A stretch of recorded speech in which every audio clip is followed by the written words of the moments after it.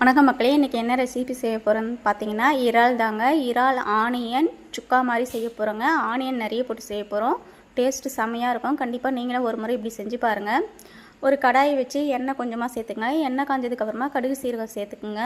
கடுகு சீரகம் நல்லா பொரியிட்டுங்க. அதுக்கப்புறம் வெங்காயம் நான் ஒரு 200 கிராம் அளவுக்கு மேலே கட் பண்ணி வச்சுருக்கேங்க. நல்லா பொடியாக கட் பண்ணி வச்சுருக்கேன். கூடவே கறிவேப்பிலை கொஞ்சமாக உப்பு சேர்த்து நல்லா வதக்கி விட்டுக்கிறேங்க. நான் 1/2 கிலோ இறா வாங்கி வச்சுருக்கேங்க. நம்ம 1/2 கிலோ இறா வாங்கினா நமக்கு 1/4 கிலோ 300 கிராம் அவ்வளோதாங்க வரும் க்ளீன் பண்ணதுக்கப்புறமா. அதனால தாங்க வெங்காயமும் 200 கிராமுக்கு மேலே எடுத்து வச்சுருக்கேன். பாருங்கள், வெங்காயம் போட்டு நல்லா கொஞ்சம் கலர் மாறி வரணுங்க.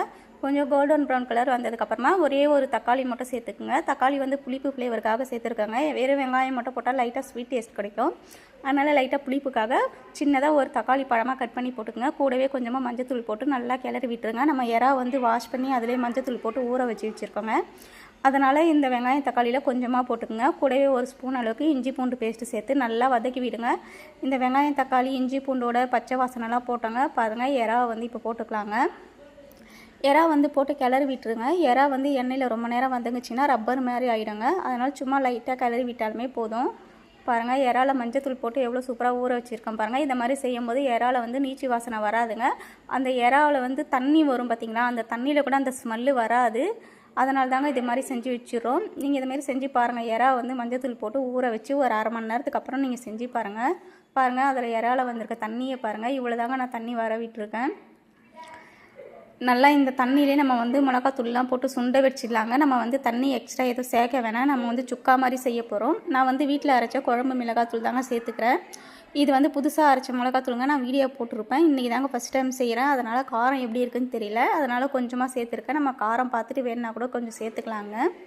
பாருங்கள், நல்லா கிளந்து விட்டாச்சு. நம்ம மிளகாத்தூள் கலரும் சூப்பராக இருக்குது பாருங்கள். நம்ம வேறு எந்த கலரும் சேர்க்கலைங்க. இது வெறும் குழம்பு மிளகாத்தூள் கலர் தாங்க. இப்போ இறாக்கு இந்த மசாலாவுக்கு தேவையான அளவு உப்பு கொஞ்சமாக சேர்த்துங்க. இறால உப்பு நிறைய போட்டுறாதீங்க. நம்ம பத்தலைனா கூட கடைசியாக போட்டுக்கலாம். ஏன்னா இறா சுண்ட சுண்ட உப்பு அதிகமாயிடும். பாருங்கள், நல்லா கிளந்து விட்டு மூடி போட்டு ஒரு 2 நிமிஷம் விட்டால் போதுங்க. இறாலாம் 5 நிமிஷத்துக்கு மேலே போனாலுமே ரப்பர் மாதிரி ஆயிடும். நீங்கள் தண்ணி ஊற்றி செஞ்சிங்கன்னா கொதிக்க வச்சா கூட ஒன்றாகாது, சாஃப்டாக இருக்குங்க. இந்தமாரி நம்ம எண்ணெயில் செய்யும்போது ரொம்ப நேரம் வதக்கக்கூடாது. பாருங்கள், சூப்பராக மிளகாத்தூள் பச்சை வாசனைலாம் போய் இறா டேஸ்ட்டு வாசனை சூப்பராக இருக்குங்க. டேஸ்ட்டும் சூப்பராக இருக்கும்னு நினைக்கிறேன். வாசனையும் அவ்வளோ சூப்பராக வருது பாருங்கள். நல்லா எண்ணெய்லாம் பிரிஞ்சு அந்த ஈரப்பதெல்லாம் போய் நமக்கு ட்ரை ஆகிடுச்சு பாருங்கள். இப்போ காரத்துக்கு தேவையான அளவு மிளகுத்தூள் சேர்த்துக்குங்க. நாங்கள் காரம் கொஞ்சம் அதிகமாக சாப்பிடுவோங்க. அதனால் நான் காரம் அதிகமாகவே சேர்த்துருக்கேன். பாருங்கள், சூப்பராக ட்ரை ஆகிடுச்சு பாருங்கள். நம்ம ஆனியன் இறா சுக்கா இவ்வளோதாங்க. கண்டிப்பாக நீங்களும் ஒரு முறை இப்படி செஞ்சு பாருங்கள். இப்போ லாஸ்ட்டாக ஃபைனலாக கொத்தமல்லி தூவிடலாங்க. பாருங்கள், பார்க்கவே கலர்ஃபுல்லாக இருக்குது பாருங்கள். சூப்பராக ரெடி.